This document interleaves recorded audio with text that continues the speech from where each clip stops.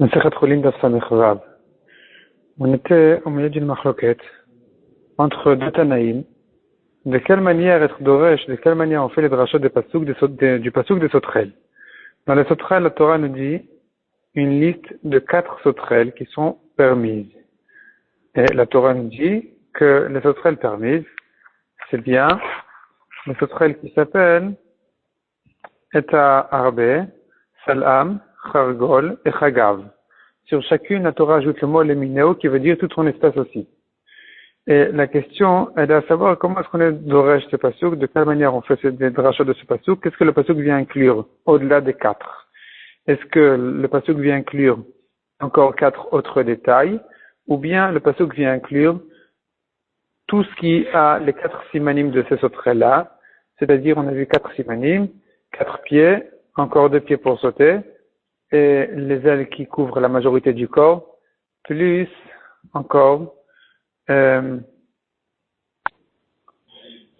ailes. Donc, je répète, 4 pieds, 4 ailes, les karsoulim qui sont les pattes sur lesquelles s'appuie pour sauter, ça fait encore 2, et que les ailes couvrent la majorité du corps. Donc ça, c'est les 4 simanim qu'il faut, et on ajoute de là, on inclut tout ce qui ressemble à ces sauterelles-là. Et maintenant, la Gemara va demander quelle est exactement la marloquette entre les deux Tanaïm. Quelle est la différence entre les deux drachot? Donc on commence ici, Samech Vav, au premier mot. Bemai kamiflege. En quoi ils sont marloquette? Tana de Verav, la première braïta, Vetana de Rabbi Ishmael. Et le drachat de Rabbi Ishmael, qui a dit d'inclure tout ce qui ressemble à ces sauterelles-là qui ont 4 simanim. Ici, on a un Rashi qui nous explique ce que ça veut dire Tana de Verav, Tana de Rabbi Ishmael. Rashi dit que Tana de Verav, c'est une braïta qui était connue de tout le monde. Beirav, c'est le Beth Midrash. Et c'est la première braïta, qui était une braïta de Torah de Kohanim qui était connue par tout le monde. Tandis que la deuxième braïta, qui est la braïta de Rabbi Ishmael, elle n'était connue que par ses élèves. Donc, on reprend dans la Gemara. Bemaï kamiflege.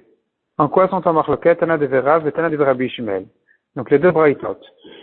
Répond la Gemara. Berosho aroch kamiflege. La marloquet est là à savoir quel est le din dans un cas où la sauterelle a une longue tête. Est-ce que c'est permis ou interdit? Tana de Verav savar. La première braïta pense Asher lo keraim klal. La Torah nous fait ici une rachat de klal ou prat. Donc, Asher lo keraim, toute sauterelle qui a des pattes. Il s'agit des karsoulim qui sont les pattes sur lesquelles elle s'appuie pour sauter. Donc, ça c'est un klal. Ça vient inclure tout ce qui lui ressemble. Ensuite, arbe, solam, chargol, chagav, lemineu, prat. Tout ça, ce sont des détails. Klal ou prat. Quand j'ai un klal, une généralité, et ensuite un détail, eh bien, la dracha, elle est de dire, en baklal, el amache baprat. Il n'y a dans le klal que les détails. Des miné in, leur espèce, oui, des lav miné lo. Ce qui ne rentre pas dans leur espèce est exclu de la liste de la Torah. Et donc, au marbe des damile mishnes ladin, au marbe, la Torah vient inclure, des damile qui leur ressemblent, mishnes ladin, de tous les côtés. Donc, il faut que, premièrement, il y ait les 4 simanim, c'est-à-dire, les 4 pieds, les 2 karsoulim, les ailes qui couvrent la majorité du corps, et les 4 ailes. Ça, c'est les 4 simanim. Et encore une autre ressemblance qu'il faut, c'est que la sauterelle ait une petite tête, pas une longue. Si elle a une longue tête, ça sera interdit. Ça, c'est la première braïta. Deuxième braïta, qui est Tana de Rabbi Ishmael Savar, lui, il pense, Asher lo keraim klal. La dracha ici, elle ne se fait pas comme un klal ou prat, où on dit qu'il n'y a dans le klal que les détails. Cette dracha-là, il faut la faire autrement. Il faut dire non, c'est klal ou prat ou klal. C'est-à-dire que la Torah, après le klal, elle est rentrée dans les détails, et après elle est revenue, elle a redonné une règle générale. Donc, Rabbi Ishmael pense qu'il faut faire la dracha de la manière suivante. Asher lo keraim klal. C'est un klal qui veut dire toute sauterelle qui a les pattes en question.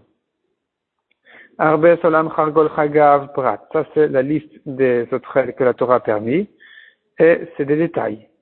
Les mineu, chazar, kalal. Le mot les mineu n'est pas un détail, c'est un klal. C'est une généralité. Tout ce qui lui ressemble, toute son espèce. Donc, c'est un klal.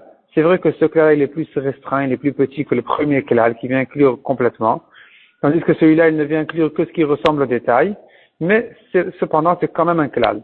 Et donc, on se trouve en face je continue dans la Gemara au début de la ligne, klal ou prat ou klal, i atadan elakena prat. Ici, de quelle manière on fait le dracha? Puisque la Torah fait d'abord le klal, ensuite les détails, ensuite elle est revenue dans un klal, dans une généralité, eh bien, on n'inclut que ce qui ressemble au détail. Ou marbe, et on vient inclure kol et damile, tout ce qui lui ressemble bechad tzad, même que d'un côté. Donc les 4 simanim sont suffisants pour dire que cette ressemblance est permise, est suffisante. Il n'y a pas besoin qu'il ressemble, que la sauterelle qui vient devant nous, la question qui se pose devant nous, elle ressemble aussi dans le fait qu'elle ait une petite tête. Même si elle a une tête longue, et donc ici il y a une différence entre la liste de la Torah et la sauterelle qui se trouve devant nous, elle est quand même permise. Parce que, puisque c'est pas un klal ou prat, où je n'ai dans le klal que le détail, c'est, par contre, selon Rabbi Shmuel, un klal ou prat ou klal, où la Torah, elle vient inclure plus que ça.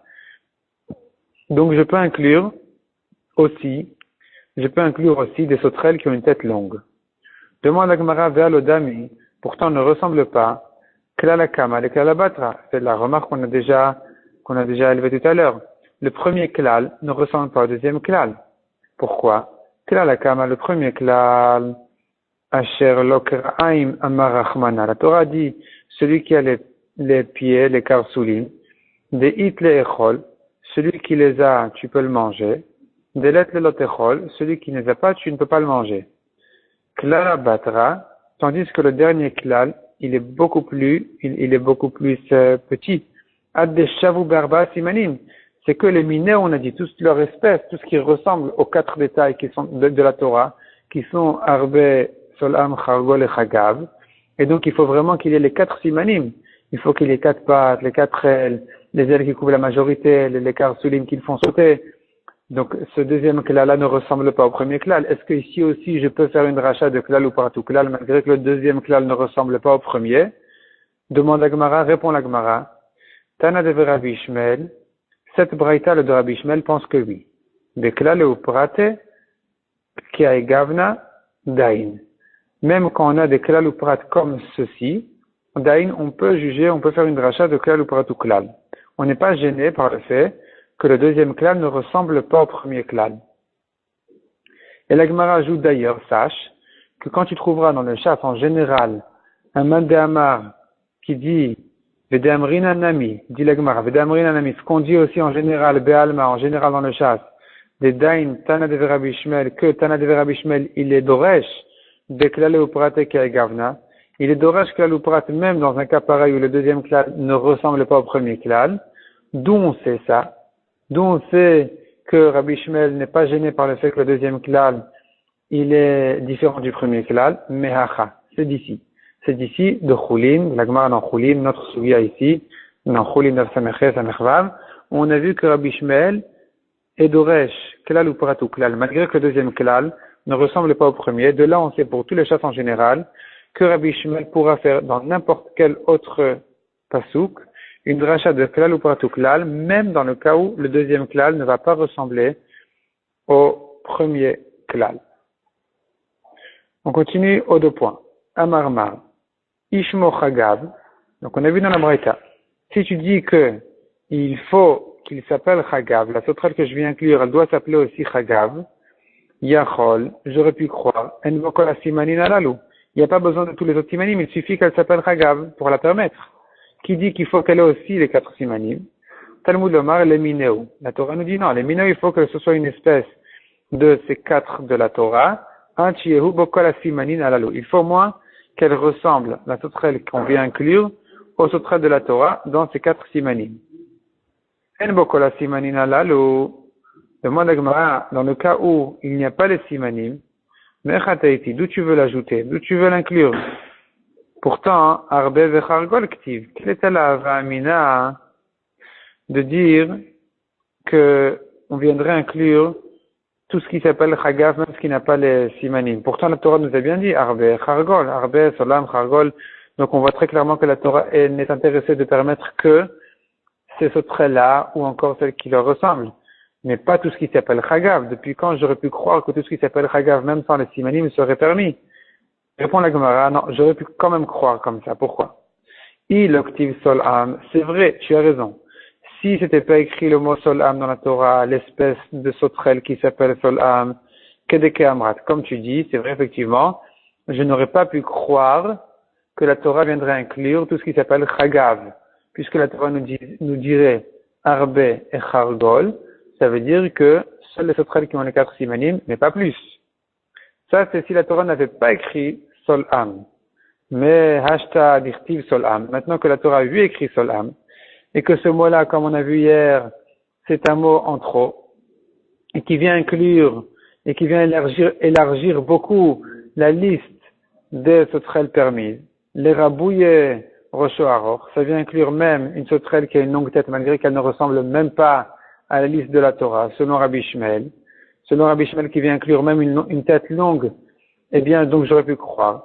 Eima, j'aurais dit, lire benami kol dehu.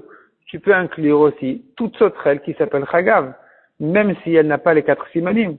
Kamash malan, c'est pour ça que la Torah, la Gemara a besoin de la dracha de l'Emineu, pour dire non, attention, il faut que la sauterelle ait les 4 simanim. Si elle n'a pas les 4 simanim, c'est pas bon. Donc, conclusion, il faut que la sauterelle ait les 4 simanim et qu'elle s'appelle chagav. Selon Rabbi Shmuel, c'est suffisant. Selon le Tanakama, la première braïta, eh bien, c'est insuffisant. Il faut aussi que la sauterelle ait une petite tête. Et dans ce cas-là, elle ressemble vraiment de tous les côtés aux sauterelles de la Torah. Si elle a une longue tête, elle est interdite. Tandis que selon Rabbi Shmuel, c'est permis, même si elle a une longue tête. Demande la Gemara. Maishna Hatam, quelle est la différence entre les deux braïtot?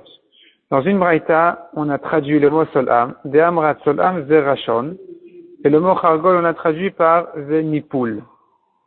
Ou maishna acha, tandis que dans notre braïta, on a traduit différemment. Le solam, on a dit que c'est nipul, et le chargol c'est rachon, ça s'est inversé. Ou maishna acha de amrat solam zenipul. Chargol c'est rachon. Donc ici, la question se rapporte sur les braïtot qui se trouvent dans le Daf Sameche Amoud Aleph en bas.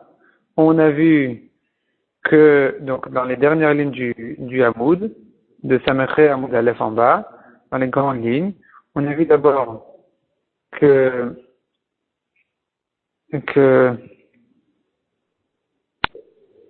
donc dans la deuxième grande ligne, on a vu Solam, Zerachon, Chargol, Zenipul. Tandis que dans Rabbi Shmuel, la Gemara ne dit pas comme ça, on tourne la page dans Sameche Amoud Bet, et là-bas on voit que la Gemara traduit à la fin de la deuxième ligne, début de la troisième, Solam Zenipul. Donc déjà, Solam Zenipul et Parachon, comme dans la première braïta. Et Chargol, plus bas, à la 5e ligne ou 6e ligne, au début de la ligne, Talmud Lomar Chargol Zerachon. Donc les braïtas se contredisent, demande la Gemara. Répond la Gemara. On reprend, donc on retrouve chez nous à Samervav Amoud Aleph en bas. Je reprends là où on en était. Maishna Atam de Amrat Sol Am Zerachon. Chargol Zenipul. Quelle est la différence entre les braïtot où on a vu d'une part que Solam c'est Rachon, Chargol Zenipul. Ou Maishna Acha, et ici, dans l'autre braïta on dit Amrat Solam Zenipul, Chargol Zerachon. Répond la Gemara, Markiatre ou Markiatre. Chaque Tana a traduit comme ce qu'on avait l'habitude de dire dans son endroit. Selon le braïta de Berav, on appelait ça Nipul, et selon Rabbi Shmuel, la braïta de Rabbi Shmuel, dans son endroit, on appelait ça Rachon. Il n'y a pas de marloquette entre eux. Simplement, la question était, comment est-ce que les gens avaient l'habitude d'appeler cette espèce? Chacun a traduit l'espèce qui était comme ce qu'on l'appelait chez lui, dans son quartier. Donc, on arrive au dépôt, on a terminé toute la sugia des sauterelles. Maintenant, on commence la croix des poissons. Donc, on a vu dans les poissons, Bedagim, Kol Sheshlo Snapir Vekaskeset. Les poissons qui ont Snapir, des nageoires, Vekaskeset et des écailles.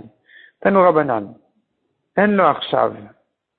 Un poisson qui n'en a pas aujourd'hui d'écailles, Veatid le Gadel le Acharzman, mais ça va grandir avec le temps. Kegon, comme par exemple les poissons qui s'appellent Sultanit Veafian, avec des moutards. Ils sont permis, parce que l'essentiel c'est qu'on sache que avec le temps, ça va venir. Donc, même maintenant, c'est déjà permis. Même avant que les écailles ne viennent, puisque je connais cette espèce et je sais que les écailles vont venir, c'est permis depuis le début. Et inversement aussi, yesh lo arshav ve'atid le'ashiran besha she'oleh min hamayim. Donc il s'agit d'un poisson qui a aujourd'hui des écailles, mais dès qu'on va le sortir de l'eau, atid le'ashiran, il va perdre ses écailles vont tomber, besha she'oleh min hamayim, au moment où on le sort de l'eau. Kegon, comme par exemple le poisson qui s'appelle akunas ve'apunas kaspatias ve'akaspatias ve'atunas. Donc tous ces poissons-là, qui sont des poissons qui, dès qu'on les sort de l'eau, ils perdent leurs écailles, arez et moutar, c'est aussi permis. Nanata. La Gemara nous ramène une Mishnah. Une Mishnah dans ma Sechet Nida qui dit, Kol sheyesh lo kaskeset, yesh lo snapir. Tout poisson qui a des écailles, il a des nageoires. V'yesh, mais il y a des poissons, sheyesh lo snapir qui a des nageoires, v'en lo kaskeset, mais il n'a pas d'écailles. Yesh lo kaskeset, yesh lo snapir, s'il a les écailles et les nageoires, dag tahor, c'est un poisson pur. Yesh lo snapir, v'en lo kaskeset, mais s'il a que les nageoires et pas les écailles, dag tameh, c'est un poisson impur. Demande à Gemara si c'est comme ça. Mirdea kaskeset kasamchinan, puisque on s'appuie que sur les écailles. Les nageoires, c'est pas un siman qui les cachère.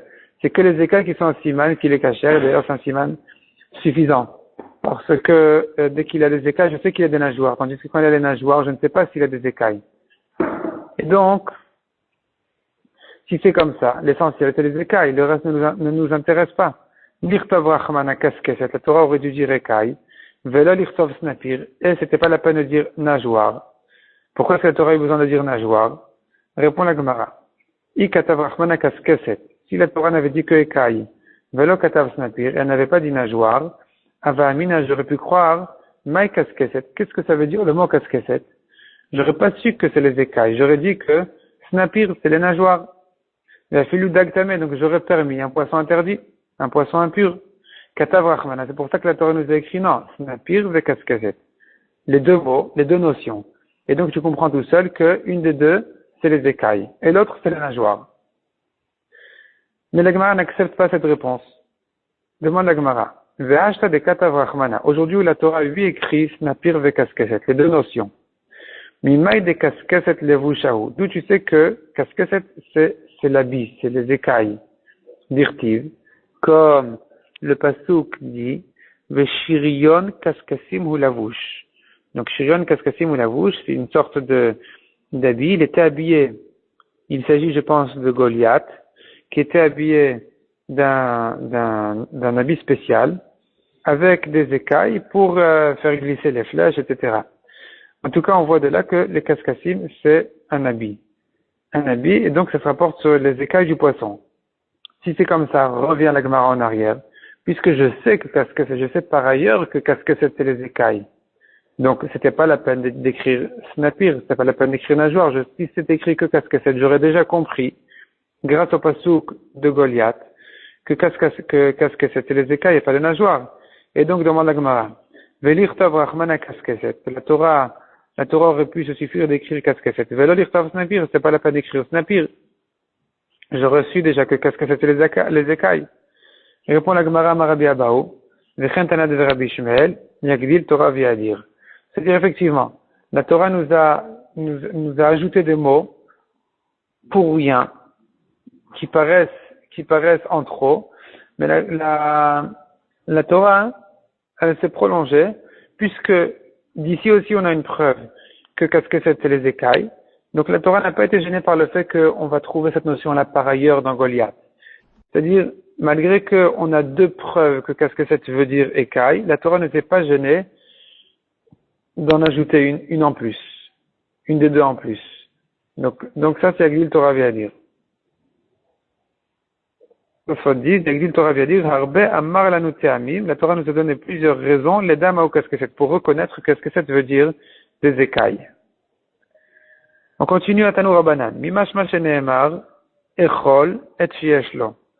Du fait que la Torah nous a dit, mange celui qui a les écailles et les nageoires. Shomeani, je comprends tout seul. Al tochal et she'enlo. Ne mange pas celui qui n'en a pas.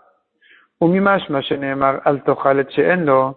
et du pasuk qui dit ne mange pas celui qui n'en a pas, Shomeani, j'entends, Echol et Shieshlo, tu peux manger celui qui en a.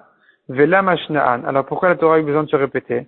Tu peux manger les poissons qui ont écaillé nageoire, tu ne peux pas manger les poissons qui n'en ont pas. Il y a un des deux pasuk qui est en trop, les deux psukim qui est en trop. Répond la Gemara, la vor alav bease velotase. Effectivement, la Torah est intéressée à ce que celui qui mange des poissons pas cachers, il transgresse et une mitzvah positive qui dit mange les poissons qui ont écaillé nageoire, qui ont les simanim. Et tu comprends de là que celui qui mange un poisson qui n'en a pas, il a transgressé cette mitzvah positive, cette mitzvah assez. Et autre avéraïla, c'est qu'il a transgressé une mitzvah assez quand la Torah se répète en disant ne mange pas celui qui n'en a pas. Ne mange pas celui qui n'en a pas, donc il a transgressé aussi une mitzvah lotase. Celui qui mange donc un poisson pas kasher, dorénavant, il a fait deux avérotes. Il a transgressé une mitzvah assez qui dit de ne manger qu'un poisson qui a des simanim. Il a aussi transgressé une mitzvah lotase qui interdit de manger un poisson qui n'a pas de simanim.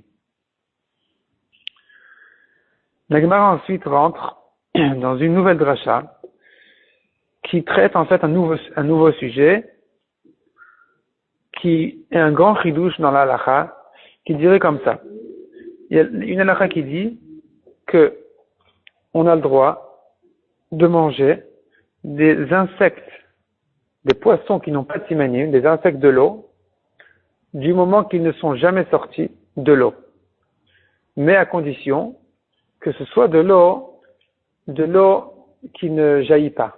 Donc, pas les mers, pas les fleuves, même pas l'eau de source, mais les eaux de puits qui stagnent, ou bien l'eau qui se trouve dans des récipients, et dans lesquels ont été créés, ont été fait des petits insectes, qui n'ont pas de simanim, on a le droit de boire cette eau-là avec les insectes inclus, à condition de ne pas les sortir du récipient en question. C'est-à-dire, si l'homme se penche et rentre sa bouche dans ce récipient ou dans ce puits et il boit, il n'a rien à craindre. Il n'a pas à craindre que risque de rentrer dans sa bouche des insectes, des petits insectes de l'eau qui n'ont pas les simanim, qui n'ont pas des canines de nageoire, parce que ces insectes-là sont permis.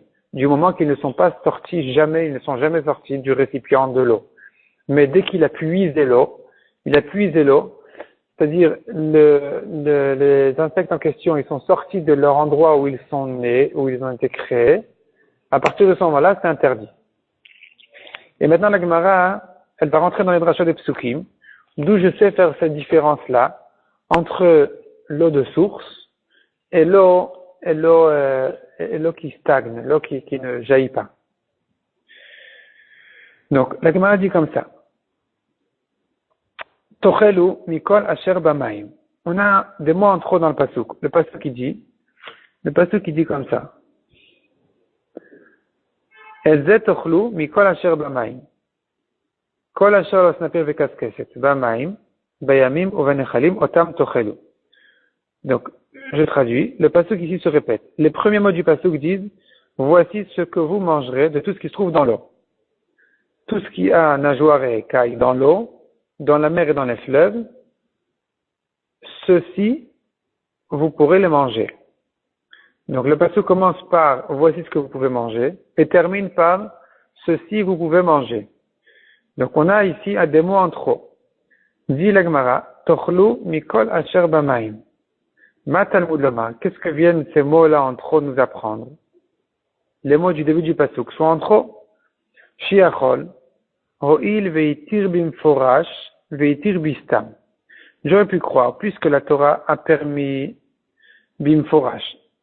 Explicitement, on a un pasuk très clair, on voit que la Torah vient permettre des insectes de l'eau, même quand ils n'ont pas d'écailles ni de nageoires, qui ont été créés dans les récipients, dans les kelim. Veitir bistam. Il y a encore un pasuk où la Torah permet à nouveau ces insectes-là sans dire de quoi il s'agit, d'où il s'agit. Est-ce qu'il s'agit si on les a trouvés dans la mer, ou dans un puits, ou dans une source, ou dans un kli, la Torah n'a pas dit de quoi il s'agit. Et donc, j'aurais pu croire, de la même manière que lorsque la Torah elle a permis meforach clairement, la Torah n'a permis que dans les kelim, même le passage où la Torah elle permet sans dire de quel endroit il s'agit, j'aurais pu croire qu'il ne s'agit que de kelim. Donc il ne s'agit que de petits insectes, de petits poissons qui ont été créés dans des kelim. Minaïn les rabot borot shichrinu meharot, d'où je sais inclure toutes sortes de puits, toutes sortes de formes de puits. Borot c'est les ronds, shichin c'est les longs, meharot c'est les souterrains. Sheshochev et shote mehen, où il peut se pencher et boire de cette eau-là. Venon imna, et il ne s'empêche pas, il ne craint pas les insectes qui risquent de lui rentrer dans la bouche, du moment qu'il ne puise pas l'eau, ni dans ses mains, ni dans un verre, ni dans rien du tout. Il rentre sa bouche dans l'eau directement, dans l'eau dans laquelle ont été créés ces insectes-là, et qui ne sont jamais sortis de cette eau-là, d'où je sais qu'il peut le faire, malgré que ce ne sont pas des kelim. Talmud Lomar, Tochlu Mikol Asher Bamaim. Pour ça, la Torah nous ajoutait les premiers mots du pasuk, qui sont en trop, comme on l'a demandé. Ça vient inclure justement tout ce qui se trouve dans l'eau, même dans les puits. Demande la Braïta, Hechan hitir bekelim. Et où est-ce qu'on a vu que la Torah a permis dans les kelim? Parce qu'on a dit, j'aurais pu croire que il ne s'agit que de kelim, comme ce que la Torah écrit clairement. Mais où est-ce qu'on a vu que la Torah a permis dans les kelim a permis les poissons qui n'ont pas de simanim? Dirtiv, parce qu'il est écrit, Edzet ochlu mikol asher bamaim. Voici ce que vous mangerez de tout ce qui se trouve dans l'eau, vegomer, beyamim ou vanechalim. Donc la Torah nous dit là-bas les simanim, nageoire et écailles, et la Torah ajoute qui se trouve, ces poissons-là, qui se trouvent dans les mers et dans les fleuves. Et donc on comprend de là, c'est que dans les mers et dans les fleuves que je dis que c'est que s'il a les simanim tu manges, s'il ne les a pas tu ne les manges pas. Tandis que dans les kelim, je comprends de là, du fait que la Torah a eu besoin de me préciser que ces poissons-là qui ont des simanim, ils sont permis quand ils se trouvent. C'est-à-dire, j'ai besoin de simanim dans les poissons qui se trouvent dans les mers. Je comprends de là que, tandis que bekelim, les poissons qui ont été créés dans des récipients, dans des kelim, afalgav deletle, echol, même si ils n'ont pas de simanim, tu peux les manger. Demande à Gemara, qui t'a dit que c'est comme ça qu'il faut faire la dracha? Qui t'a dit que c'est comme ça qu'il faut comprendre du pasuk? Ema, j'aurais pu dire autrement. Je pourrais déduire du pasuk autrement, au contraire. Ema bekelim, j'aurais pu dire que dans les ustensiles, afalgav de itle loteichul, même s'il a 8 les simanim, tu ne peux pas les manger, puisque le Torah a dit, voici ce que tu mangeras, comme poisson, ceux qui ont les simanim, nageoire et écailles, qui se trouvent dans la mer et dans les fleuves.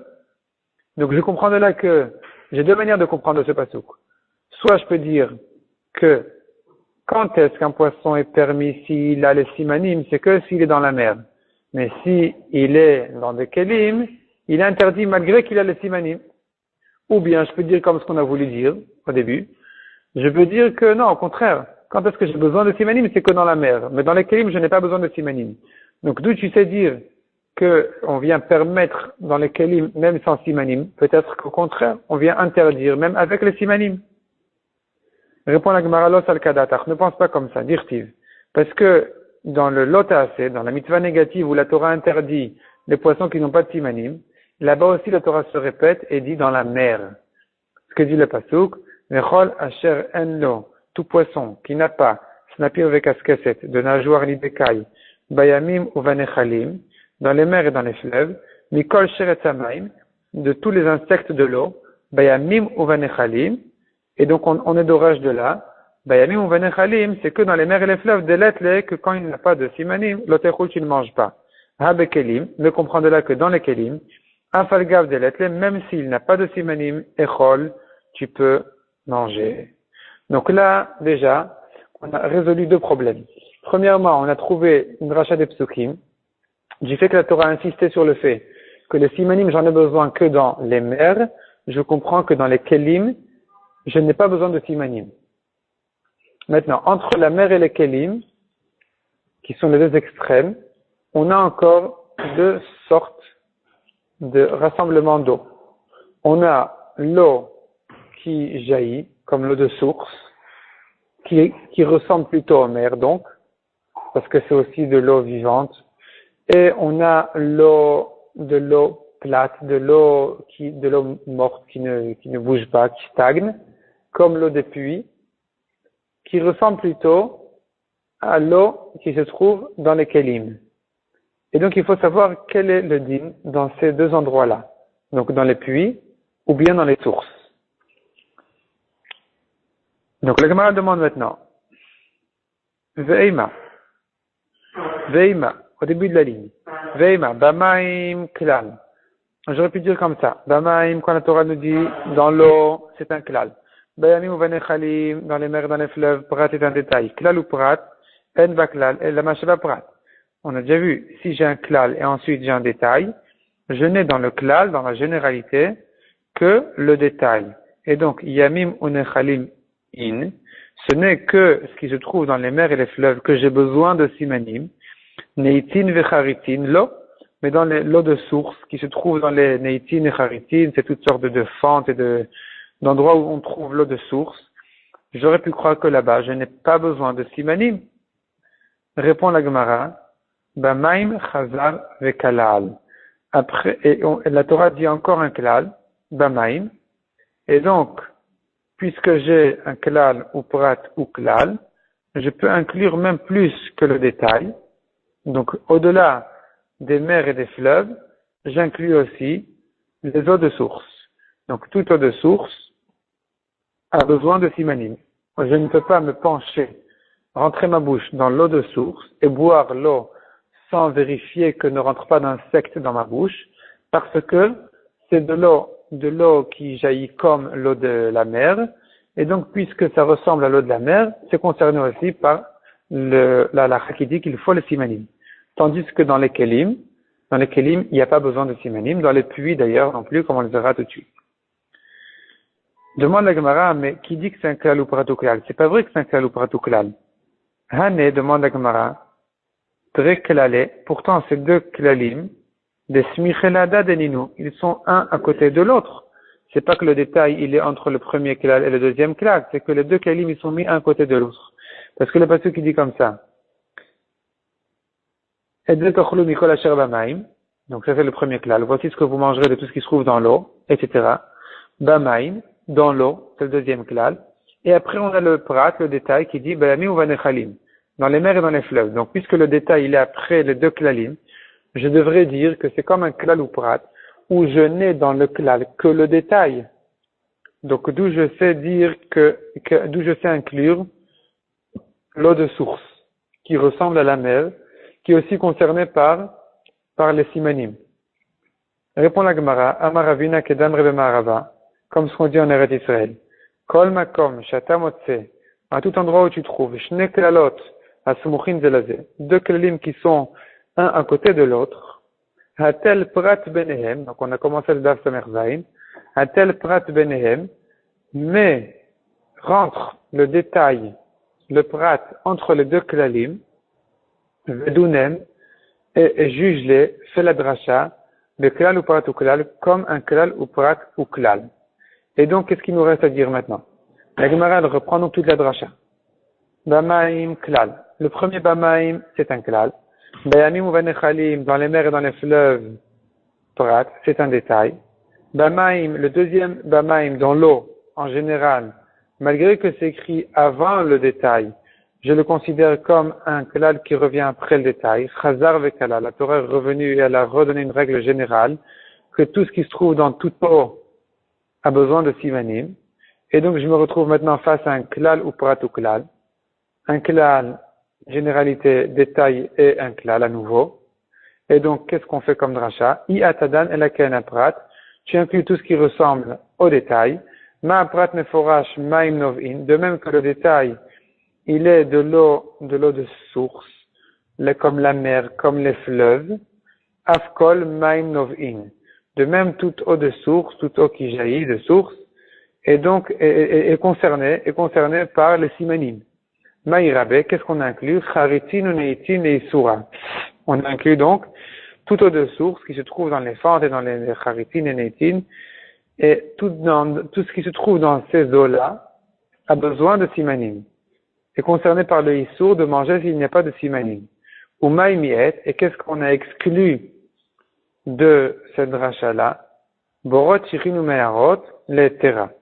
Que ce qui se trouve, l'eau qui se trouve dans les puits, dans toutes sortes de formes de puits, eh bien, les terra, les poissons qui se trouvent là-bas, ou les petits insectes qui se trouvent là-bas n'ont pas besoin d'écailles ni de nageoires du moment qu'ils ne sont jamais sortis de l'endroit où ils ont été créés. C'est pour ça qu'on a dit, à conclusion, c'est ce qui reste aussi, c'est la maskana ici, c'est la lacha aussi. Dans la mer, tu ne peux pas boire si tu risques d'avaler un poisson impur. Dans les sources, tu ne peux pas boire si tu risques d'avaler. Ça, c'est une marloquette dans le Shulchan Aruch, ça dépend de la suite de la Sugia. Est-ce que dans les sources aussi, on dit que je ne peux pas boire si je risque d'avaler des petits insectes? Ça, c'est dans l'eau de source. Tandis que dans l'eau de puits, dans l'eau qui s'est rassemblée dans un puits, ou bien dans l'eau qui a été trouvée dans les kélim, je peux rentrer ma bouche dans cette eau-là et boire directement sans craindre les insectes qui risquent de rentrer dans ma bouche. Parce que dans ces eaux-là, on n'a pas besoin d'écailles ni de nageoires du moment que l'eau n'a jamais été puisée, n'est jamais sortie de cet endroit-là. Dès qu'elle est sortie de cet endroit-là, eh bien, on retrouve là la halakha qui dit qu'il faut les simanim, les écailles et les nageoires. Je continue encore une petite minute pour ne pas m'arrêter au milieu du sujet. Ve'ema ma prat, demande la Gemara, on aurait dû dire, de même que le détail qui sont la mer et les fleuves, meforash, maim gdelin al gabe karka, il s'agit d'eau qui se trouve sur la terre, afkol maim gdelin al gabe karka, de même toute eau qui se trouve sur la terre, a besoin de simanim, ou maïrabe, et qu'est-ce que je viendrai inclure? Afilu borachichin ou meharot li isura. Même l'eau qui se trouve dans les puits, eh bien, les poissons qui se trouvent là-bas ont besoin de simanim, sinon c'est interdit. Ou maïmiat, miat kelim, et je n'exclus que l'eau des kelim, d'où je sais inclure les borot, shichin ou meharot, les puits. Peut-être que non, peut-être qu'il faut que le point commun, c'est-à-dire la ressemblance au détail, à la mer et au fleuve, soit toute eau qui est sur terre.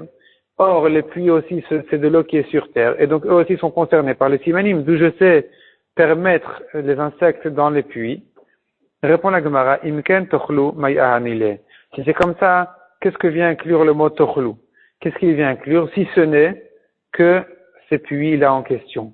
Donc du mot tochlu, on vient inclure même l'eau des puits, malgré que c'est de l'eau qui est à terre, comme l'eau des mers. Malgré tout, eh bien, la Torah elle fait la différence entre eux et la mer, et en disant que dans la mer il y a besoin de simanim, tandis que dans les puits il n'y a plus besoin de simanim, et c'est permis même sans simanim. Shabbat shalom, kol tov.